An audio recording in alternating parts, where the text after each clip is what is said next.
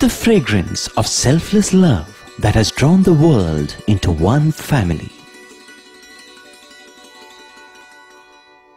The truth of an eternal message that has been revealed through every act and word. The fulfillment in service that has been taught by relentless sacrifice. The Lord's own life is indeed His message.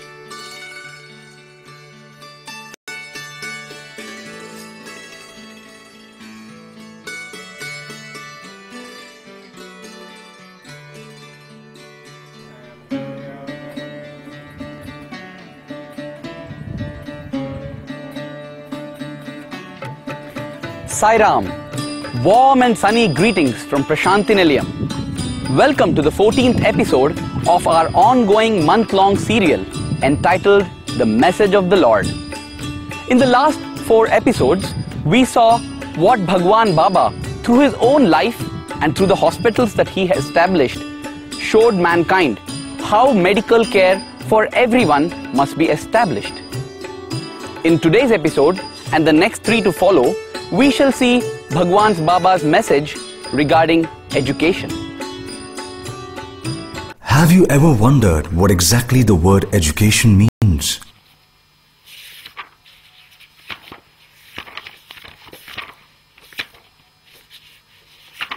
If you look up a dictionary, you would be surprised, because what you would often get there would be a circular definition like, education is the act or process of educating or being educated. Some do a bit better by informing you that education is a process involving the gaining of knowledge, and so on. In ancient Greece, Socrates argued that education was about drawing out what was already within the student. That sounds rather like Swami's definition of educare, does it not? No wonder, because Swami is actually going back a long time to an old Latin word, educare, meaning to lead out. దీనిని ఈనాటి ఆధునికమైనటువంటి యొక్క విద్యలో education అన్నారు. In the modern parlance, we call it education. కానీ ఆధ్యాత్మిక విద్యకు హృదయపూర్వకమైనటువంటి యొక్క ప్రభావము ప్రచార ప్రబోధంలో చిక్కినప్పుడే దీనికి ఎడ్యుకేర్ అన్నారు. But the spiritual education, when once it comes out of our heart and when once we start sharing with others, it is called educare. Educare అనగా లోపల ఉన్నటువంటి దాన్ని బయటికి లాగి ప్రపంచానికి ఆదర్శంగా నిరూపించాలి. Educare meant to bring out what is latent within and to share with fellow men ఈనాటి outside. ఆధునికమైనటువంటి education గ్రంథ పరిచయంతో పరితపిస్తుంది. The modern education is confined to textual information. ఈ ఎడ్యుకేషన్ కేవలము గ్రంథము నుండి ప్రబోధిస్తుంది. This education, modern, is out of books. Educare అనేటువంటిది గ్రంథములకు సంబంధించినది కాదు. Educare, గ్రంథిని బోధించేటువంటిది. educare is beyond books. It pertains to human heart. Soon, we shall examine in some detail as to what all this means. But first, a few words about what Swami did as a teacher back in the very early days. For example, as Satya, he pulled elders up and asked them to stop indulging in the cruel sport of cockfighting or the brutal bullock cart race in which these animals were ruthlessly harassed. That was a lesson in being kind to all living species and not going on the wrong path. Satya also took positive steps like encouraging bhajan singing by forming a group called the Pandhari Bhajan Group. By the wonderful example they set, these bhajan boys elevated the spiritual ambience of the entire village.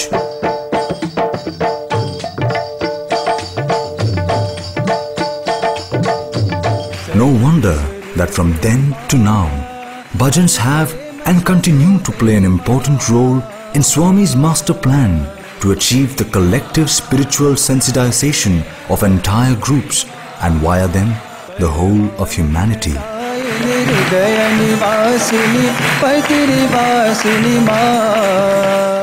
Satya also set a wonderful example for all time by running a school for the illiterate youth of Puttaparthi who were older than him. There was no place to run the school, so young Satya did it out in the open, using the ground as a slate. Can you imagine that? Here was a small boy who was himself attending school, and yet he was ready to spend time to help those who were much older than him. Why? Because worldly knowledge is a must for making a living, and these people had to be helped to the extent possible to escape the clutches of abject ignorance and poverty. That was how it all began, with small little hints and hardly any indication of the amazing things waiting in the future. The war was waging furiously in Europe.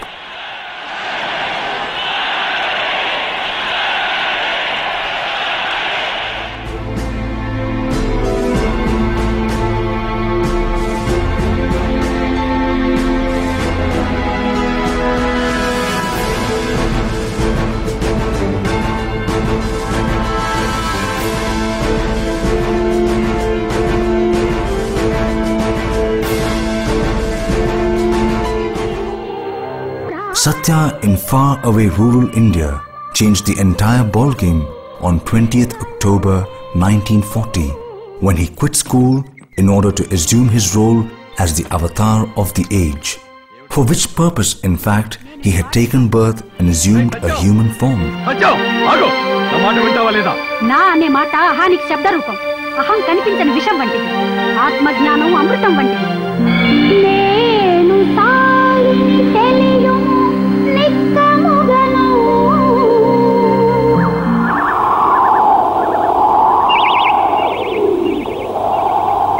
మానస భజరే గురు చరణం దుష్టర భవ సాగర తరణం. మానస భజరే గురు చరణం దుష్టర భవ సాగర తరణం. Noticed that when he raised the curtain, Bhagwan Baba hardly made a mission statement or anything to that effect. Instead, he began his new role with a bhajan, and a powerful one at that. Om Namah Shivaya, Om Namah Shivaya, Shivaya Namah Om Namah. That sent a silent signal that whatever he did would invariably have deep spiritual roots, while at the same time use worldly knowledge for benefiting humanity. Shiva Arunachala Shiva Aruna Shiva. Thus, his very first message was that life must be a three-wheeler, with spirituality being the front wheel, the rear wheels being knowledge and selfless service to society. How many of us have bothered to notice that Baba's message and teachings have always been around for the last 70 years? Yet, that was the way it was and has always been. And that is the message we now have to carefully examine, unravel, understand, absorb and follow. We begin that exercise by going back to what Socrates in ancient Greece said regarding education. As I mentioned earlier, Socrates argued that education was all about drawing out what was already within the student. Swami has reminded us of that by taking us back to the original Latin word educere, from which the word educare used by Baba is derived. Educare, Swami says, is to bring out from within what is already latent. As he once put it, it is a process of making patent what is already latent. Well, what is within us? If you recall our earlier episodes, the most important thing within all of us is the Atma. Since Atma equals God, and further, since the whole of creation came from the Atma, it means that both God and nature are within each one of us. In practical terms, that means that both spiritual knowledge as well as knowledge about nature is already latent within all of us. All we have to do is open the treasure chest and pull out what is within. That is really what education must be all about. Now, let us look into some details. We come across various categorizations. We have informal education, formal education. We have learning by rote, learning by observation. We have secular knowledge, we have spiritual knowledge. Putting all these together, we get a multi-dimensional matrix. Sounds confusing? Don't worry. By drawing upon the teachings of Bhagwan Baba, we shall make all this very simple.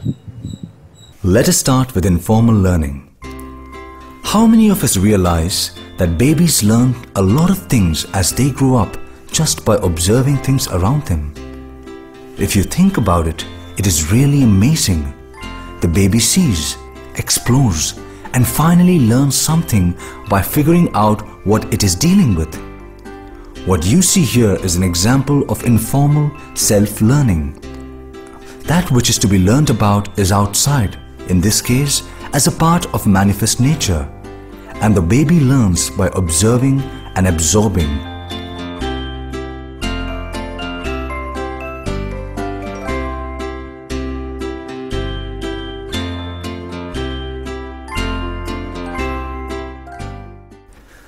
Nature is observed using the senses, but meaning is made out of information gathered using faculties that are within and built into us in advance by God. This is how the so-called inside and the outside come together. The baby tapped its latent skills inside to learn about the world outside it. To put it differently, the faculties within have to be switched on and linked to the information brought by the senses from outside. In the case of a baby which is trying to explore and learn all by itself, we have what might be called unassisted informal learning. Next, we consider a child that is with its mother. As the mother works, the child tags on and watches. Here we have a case of assisted informal learning. At times, the mother may place the child on her lap and tell stories or maybe teach a prayer. This would be informal learning by rote. There is no formal classroom, syllabus, school, etc. But learning goes on and education is imparted, in this case by the mother. It is the mother who assists from outside to bring out the latent capabilities of the child from within and make them flower. Take the Chinese language, for example. For most of us, it is a language that is so difficult to even learn, forget mastering it. Most of the diplomats who are posted for duty in China spend a lot of time trying to learn this language. Now compare this with a 3-year-old child in a remote village in China. Just by spending time with its mother, this child is able to master this Chinese language without struggling in schools or paying hefty fees. So you see, even in informal learning, there are subtle ways in which the creator and the created come together. Swami says, early in life, every child learns first from its mother. Later, it is father who then puts the child in a school where the teacher takes over. In every case, the child is assisted by someone or the other to bring out capabilities that are latent within. That someone is first the mother, father next, and teacher later. Mother, father, and guru all are proxies for the creator or God. Which is why ancient gurus always taught their disciples a verse, which Swami makes sure is repeated at the time of the convocation of his university.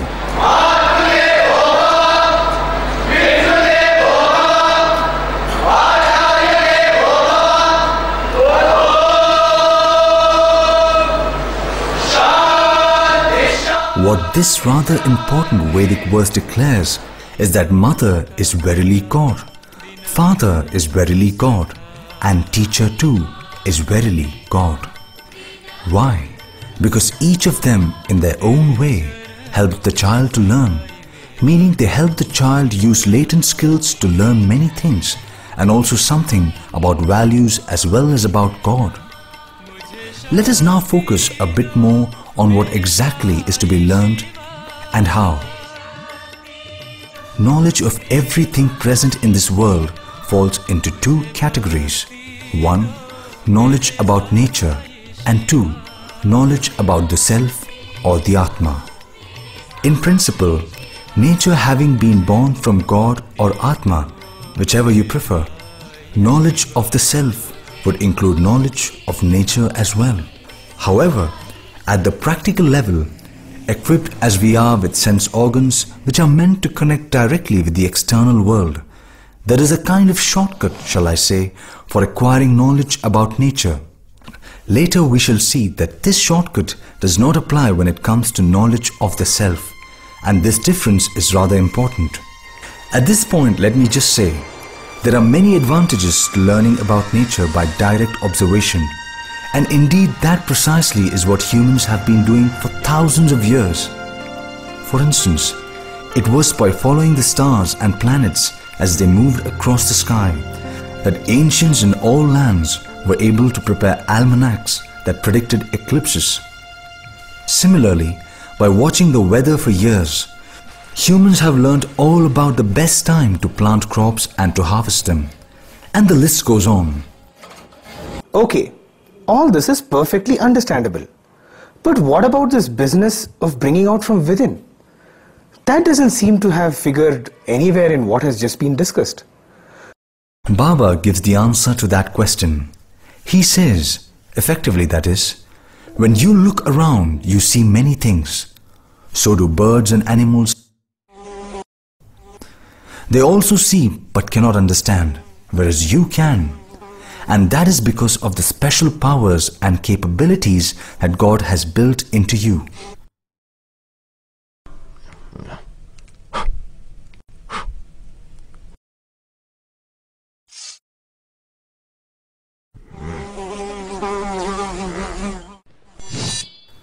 Those powers represent an amazing and powerful blessing.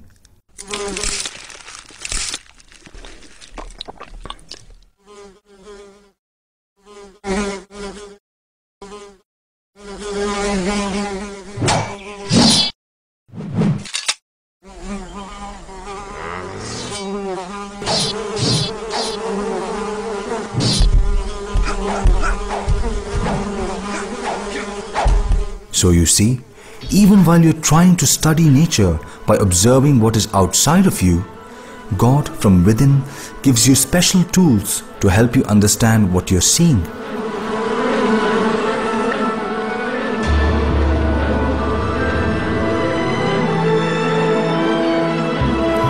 Those tools are kept inside and have to be brought out.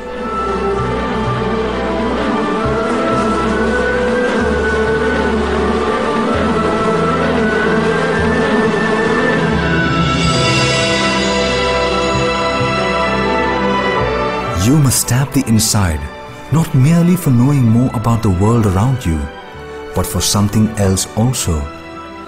When it comes to using the knowledge you have gained from nature, you must again connect to the Creator or the Atma within, so that your knowledge is put to proper use.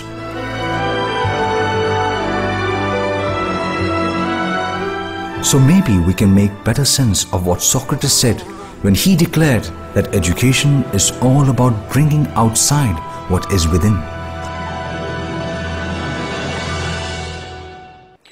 We shall pause here and ask 3 pertinent questions. 1.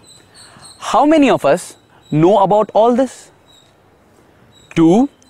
How many of the teachers nowadays know about all this? And 3. Even if the teachers do know about all this, how many of them impart it to the students? Maybe all this is so new that we are all right now feeling dizzy. But we shall make all this very clear with the following example. Take medical science, for instance. All this knowledge has come largely from observations on the external world. However, when it comes to using that medical knowledge, it is a different story altogether. There are people who use it for making lots of money and nothing else. On the other hand, Swami's hospitals provide the counter-example. Here, knowledge is blended with compassion to provide selfless service to society. It is the same story with education as well. One can either run schools, colleges and universities as a service to society, or as purely commercial enterprises whose only goal is profit, that is, to make money. On the other hand, one could train students without any charge, infusing into them at the same time the spirit of service, so that when students graduate, they are useful to society. This service angle is a very important point, since knowledge of the world can easily be misused in many ways. When the school, in its efforts to establish good community relations, look after the old people and orphans of the area. We hardly spend time to think about it, but are you aware that most of the crime these days is being committed by educated people? Economic fraud, cybercrime, and even terrorism.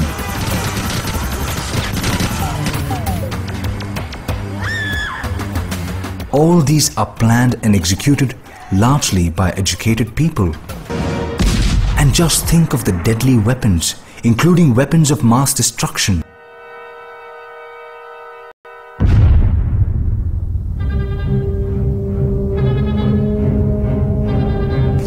Who invents them?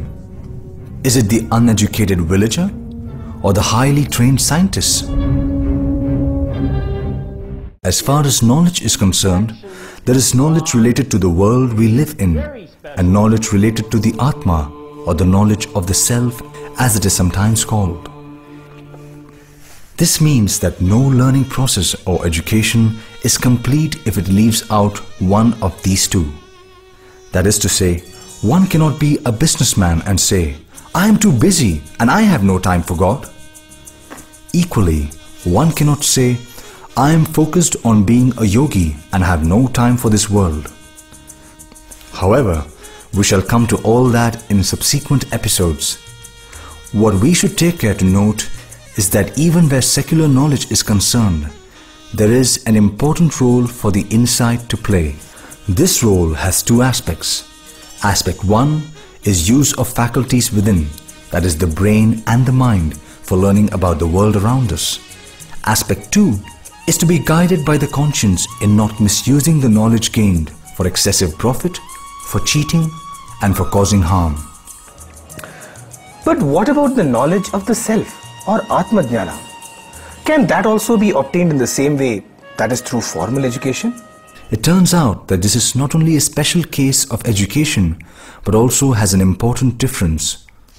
The amazing thing about the acquisition of the knowledge of the self, or Atma Vidya as it is also called, is that it cannot even be imparted by a teacher to a student. No guru can teach it, and one cannot learn it from textbooks, internet, or any other means. I am sure you are wondering why this is so. That exactly is the question we shall now address. In a sense, the point is simple, really. Swami says that God or Atma is within all of us without exception. Remember, God equals Atma. Never forget that. Okay, so God or Atma is within us. So what? What has that got to do with us not requiring a teacher to learn the Atma Vidya or the knowledge of the self? Here is a beautiful answer to that question. Baba says that God equals knowledge. Just listen to this bhajan. When you speak truth, Satyam Jnanam Anantam Brahma. Satyam Jnanam Anantam Brahma. Satyam Jnanam Anantam Brahma. Did you hear that? What does that bhajan teach us? It tells us that God equals knowledge of the self. Now this is the real point. If God, who is the same as the knowledge of the self, is already within us, where is the need for somebody else to give it to us, teach it to us, or impart it to us? You see the point? His presence within each individual means that spiritual knowledge is already within every individual. Anantam Brahma Satyam Jnanam Anantam Brahma. Okay, if that be the case, then why do people go to a guru? What does the guru do? We are told that even Lord Krishna went to a guru. There seems to be something odd about this whole thing. That is a good point, is it not? Swami says that the guru does not impart spiritual knowledge. This sounds strange, doesn't it? If the guru does not teach anything, what on earth does he do? ఎవరైనా సరియే Let him be anybody. అజ్ఞానమునకు బోధన చేసి And in fact, the one who is ignorant, అజ్ఞానం దూరం చేసి one should distance from it. ప్రేమతత్వమైన జ్ఞానాన్ని అభివృద్ధి పరిచేటువంటి వారు గురువు. So, preceptor is the one who will help you to grow in wisdom and give up ignorance, dispel ignorance. In case you find all this a bit difficult to understand, just think of it this way. Imagine a chimney lamp or the hurricane lamp. Today, it may be difficult to find such lamps, but they were common in many places as recently as 60 years ago. When the lamp burns, it deposits soot on the inside of the glass chimney, which then cuts down the amount of light coming out. In short, more the soot, less the light that comes out. So what does one do to fix the problem? Very simple. Just clean the lamp shade. That's all. The same thing applies when one considers spiritual knowledge. However, spiritual ignorance or ajnana can prevent wisdom from manifesting itself. So, the guru drills the student or disciple on spiritual cleansing procedures. That is what a worldly guru does. He helps the students remove ajnana. By the way, Krishna went to a guru not to get any cleaning done, but just as a part of his divine play acting. And that is how our Swami also went to a school for a brief period. But when the time came, he just quit and assumed the role he had come to play. God is referred to as the Guru of Gurus. What does that mean? If a Guru merely is a spiritual cleaning agent, does it mean that God is a super duper cleaning agent? What is it that the Lord does that is different from what a Guru does? Lord Krishna gives an answer. Having the avatar is a double advantage, because he not only helps man clean himself, but also lights the lamp within. When God incarnated as Krishna, he taught knowledge of the self to Arjuna. In the present avatar, Swami has been teaching all of us almost all the time. You may say, Agree that ever since Baba has declared his avatarhood, millions have flocked to him year in, year out. In fact, wherever he goes, they follow him. But when does this lighting the lamp happen? I think we seem to have missed it all. That is an interesting question. Yes, people do flock to Baba. But have you ever taken a close look at how charged they become just by the very sight of him? Even by his very look, his proximity, his sweet smile, Swami fills our hearts with love as no one else on earth can. That is what lighting the lamp really means. No guru on earth can ever do that.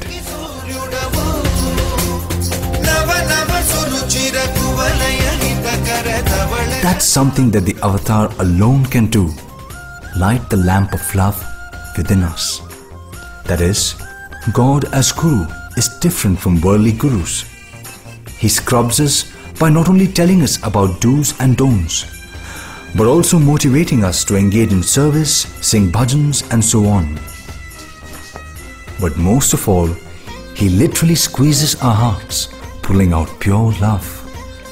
That is something God alone can do. Who can deny that this is the ultimate in education? Now here is a question for you. When the avatar comes down on earth in a human form, he not only scrubs us spiritually clean like the worldly guru, but also adds icing on the cake by lighting the lamp of divinity within us. But then, the avatar comes only once in a blue moon. What about the long periods of time when the avatar is not walking on this earth amidst us?